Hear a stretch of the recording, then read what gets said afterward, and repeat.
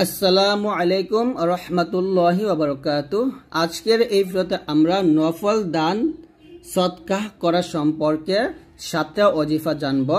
সামনে যেহেতু রমজান মাস, এই রমজান মাসে আমরা কিন্তু এই আমলগুলো করতে পারি, অর্থাৎ বেশি বেশি করে দান করতে পারি। কিভাবে দান করব, কাকে দান করব, এই বিষয়গুলো নিয়ে আজকে আমরা 7টা ওজিফা শিখব। তো অবশ্যই এই ভিডিওগুলো সম্পূর্ণ দেখবেন, একটু টানবেন না। কোরআন কারীমের মধ্যে আল্লাহ পাক বলেন, الذين ينفقون أموالهم بالليل والنهار سرا وعلانية فلهم أجرهم عند ربهم ولا خوف عليهم ولا هم يحزنون।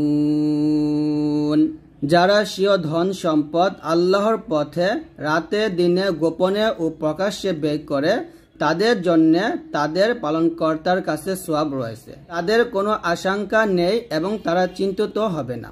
রাসূল সাল্লাল্লাহু আলাইহি ওয়াসাল্লাম বলেছেন, দানশীল ব্যক্তি আল্লাহর নিকটবর্তী, বেহেশতের নিকটবর্তী, মানুষেরও নিকটবর্তী, দোজখ থেকে দূরে, আর কৃপণ ব্যক্তি আল্লাহর থেকে দূরে, বেহেশতের থেকে দূরে, মানুষের থেকেও দূরে এবং দোজখের নিকটবর্তী। নাউজুবিল্লাহ। একজন দানশীল জাহেল অর্থাৎ নফল ইবাদত করে না এমন ব্যক্তি একজন কৃপণ আবেদ অর্থাৎ নফল ইবাদতকারী ব্যক্তির চেয়ে আল্লাহ পাকের দরবারে অনেক বেশি প্রিয়। এখন আমরা 1 নম্বর ওজিফা শিখব। ভিক্ষুক আসলে কিছু না কিছু দান করাই উচিত। ফজিলত, হযরত ঈসা আলাইহিস সালাম এর বাণী, যে ব্যক্তি ভিক্ষুককে কিছু না দিয়ে ফিরিয়ে দেয় 7 দিন পর্যন্ত তার ঘরে রহমতের ফেরেশতা প্রবেশ করে না। হাদিস শরীফটা আমরা দেখি।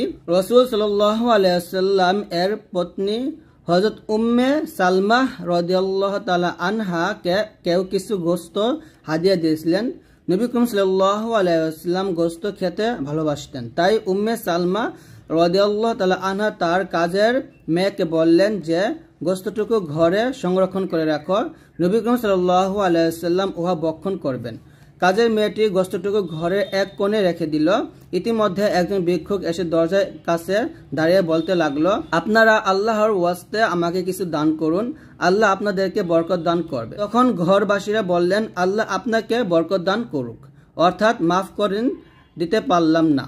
ভিক্ষুক চলে গেল। ইতিমধ্যে নবী সাল্লাল্লাহু আলাইহি ওয়াসাল্লাম এসে ঘরে প্রবেশ করে বললেন, হে উম্মে সালমা, তোমাদের নিকট কোনো খাবার আছে কি? আমি খেতাম। উম্মে সালমা রাদিয়াল্লাহু তাআলা আনহা বললেন, হ্যাঁ আছে। এই বলে তিনি কাজের মেয়েটিকে খুব আগ্রহের সাথে বললেন, ওই গোশতটুকু আল্লাহর রাসূল সাল্লাল্লাহু আলাইহি ওয়াসাল্লামকে এনে দাও। কাজের মেয়েটি গোশতের নিকটে গেলে দেখতে পেল যে গোশত আর গোশত নেই, তা এক খণ্ড সাদা কঠিন পাথরে পরিণত হয়েছে। ঘটনা বিবরণ শুনে নবী করিম সাল্লাল্লাহু আলাইহি ওয়াসাল্লাম বললেন, তোমাদের যেহেতু উহা ভিক্ষুককে দাওনি, তাই উহা শ্বেত পাথরে পরিণত হয়েছে। তো এই হচ্ছে কাহিনী। তারপর নবী করিম সাল্লাল্লাহু আলাইহি ওয়াসাল্লাম এর বেলায় যখন এই অবস্থা, তখন আমাদের কি অবস্থা? তাই চিন্তাশীল ও জ্ঞানী মাত্রই বোঝার কথা। 2 নম্বর ওজিফা হচ্ছে প্রতিদিন কিছু না কিছু দান করা উচিত। ফজিলত, হাদিস, রাসূলুল্লাহ সাল্লাল্লাহু আলাইহি ওয়াসাল্লাম বলেছেন, প্রতিদিন ভোরে বেলায় 2 জন ফেরেশতা অবতীর্ণ হয় এবং তাদের মধ্য হতে একজন ফেরেশতা বলতে থাকেন, হে আল্লাহ, দানকারীকে তুমি তার দানের পরিবর্তে তার প্রয়োজনীয় সব কিছু দান করো। আর অন্য জন ফেরেশতা বলতে থাকেন, হে আল্লাহ, তুমি কৃপণের সব কিছু ধ্বংস করে দাও। সহিহ আল বুখারী। পরে বর্ণিত হাদিস খানার দ্বারা বোঝা যায় যে প্রতিদিন কিছু না কিছু দান করা উচিত, কারণ ফেরেশতাগণের দোয়া আল্লাহ পাকের দরবারে গৃহীত। তাই হাদিস খানার মধ্যে চিন্তা গবেষণা করলে প্রতিদিন দান করার গুরুত্ব সকলের নিকট দিবালোকে ন্যায় উজ্জ্বল হয়ে উঠবে। 3 নম্বর ওজিফা, বিপদ আপদ থেকে মুক্তি পাওয়ার জন্য দান সদকা করা। ফজিলত, রাসূল সাল্লাল্লাহু আলাইহি ওয়াসাল্লাম বলেছেন, তোমরা বিপদে পড়লে তাড়াতাড়ি দান সদকা করো, কেননা বিপদ আপদ দান সদকাকে অতিক্রম করতে পারে না। অর্থাৎ সদকা করলে বিপদ আসতে পারে না, দানের কারণে বিপদ দূর হয়ে যায়। রাসূল সাল্লাল্লাহু আলাইহি ওয়াসাল্লাম বলেছেন, দান সদকা বিপদের 70টি দরজা বন্ধ করে দেয়। হুজুর সাল্লাল্লাহু আলাইহি ওয়াসাল্লাম আরো বলেছেন, লোক সকল, তোমরা কিছু খাদ্য বস্ত্র দান করে বিপদের কাঠিন্য দূর করতে পারো, যদিও এই খাদ্য বস্ত্র একটি পাখির মগজের সমান হোক না কেন। 4 নম্বর ওজিফা, গুনাহ মাফের জন্য দান সদকা করা। ফজিলত, হাদিস, রাসূল সাল্লাল্লাহু আলাইহি ওয়াসাল্লাম বলেছেন, দান সদকা অবশ্যই আল্লাহ তাআলা ক্রোধ ঠান্ডা করে এবং অপমৃত্যু থেকে রেহাই দেয়। হাদিস, রাসূল সাল্লাল্লাহু আলাইহি ওয়াসাল্লাম বলেছেন, তোমরা সদকা খয়রাত দানের মাধ্যমে তোমাদের চিন্তা ভাবনা দূর করো। সদকা দ্বারা আল্লাহ তাআলা তোমাদের দোষ ত্রুটি দূর করে দেবেন এবং শত্রুর বিরুদ্ধে তোমাদেরকে সাহায্য করবেন।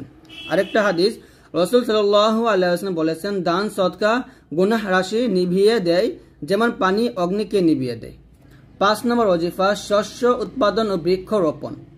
ফজিলত, হাদিস, রাসূল সাল্লাল্লাহু আলাইহি ওয়াসাল্লাম বলেছেন, কোন মুসলমান ব্যক্তি যদি কোনো প্রকার গাছের চারা রোপণ করে অথবা কোনো প্রকার শস্য উৎপাদন করে আর উহা থেকে কোনো মানুষ অথবা পাখি কিংবা কোনো জীবজন্তু কিছু ভক্ষণ করে, তবে তার জন্য উহা সদকা হিসেবে পরিগণিত হবে।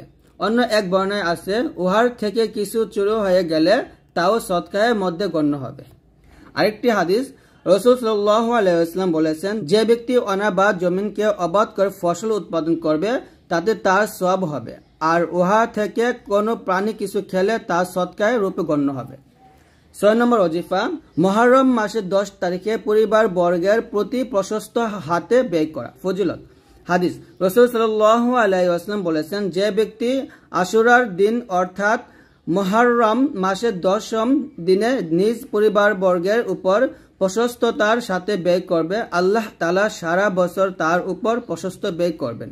হযরত সুফিয়ান সাউরি রহমতুল্লাহি আলাইহি বলেন, আমরা ইহা পরীক্ষা করে দেখেছি, হাদিসে যে রকম বলা হয়েছে ততরূপ পেয়েছি। 7 নম্বর ওজিফা, গোপনে দান সদকা করা। ফজিলত, রাসূলুল্লাহ সাল্লাল্লাহু আলাইহি ওয়াসাল্লাম বলেছেন, যে দিন আল্লাহর রহমতের ছায়া ছাড়া কোনো ছায়া বা দয়া থাকবে না, অর্থাৎ কিয়ামতের দিন, সেই দিন 7 শ্রেণীর লোক আল্লাহ তাআলার কুদরতি ও রহমতি ছায়া লাভ করবেন। 1. ন্যায়পরায়ণ নেতা। 2. ওই যুবক যিনি আল্লাহর ইবাদতের মধ্যে তার যৌবনকে অতিবাহিত করেছে। 3. ওই ব্যক্তি যিনি মসজিদ থেকে বের হয়ে যাওয়ার পর আবার উহাতে প্রবেশ না করা পর্যন্ত তার অন্তরখানা মসজিদের সাথে লাগানো থাকে।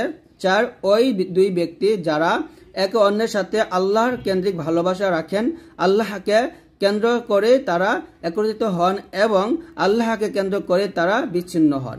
5. ওই ব্যক্তি যিনি আল্লাহর কথা একাকী স্মরণ করে অশ্রু জলে 2 চোখ ভাসিয়ে দেয়। 6. এমন এক ব্যক্তি যাকে উচ্চ বংশ ও সুন্দর এক মহিলা অপকাজের জন্য আহ্বান করলে তিনি আমি আল্লাহকে ভয় করি বলে উহা থেকে ফিরে থাকেন। 7. এমন এক ব্যক্তি যিনি কিছু দান সদকা করেন এবং উহা এত গোপনে করেন যে তার ডান হাত যা দান করেছে বাম হাত তা জানতে পারে না, অর্থাৎ এত গোপনে দান করেন যে কেউ জানতে পারেন না। হাদিস, ইমাম তিরমিজি রহমতুল্লাহ আলাই বর্ণিত এক হাদিসে আছে যে রাসূল সাল্লাল্লাহু আলাইহি ওয়াসাল্লাম বলেছেন, মানুষের গোপনীয় দান সদকা দুনিয়া সব কিছুর চেয়ে শক্তিশালী। এমনকি দুনিয়া আল্লাহ তাআলার সৃষ্টির মধ্যে হতে সবচেয়ে শক্তিশালী হচ্ছে বায়ু, কিন্তু দান সদকা বায়ুর চেয়েও শক্তিশালী।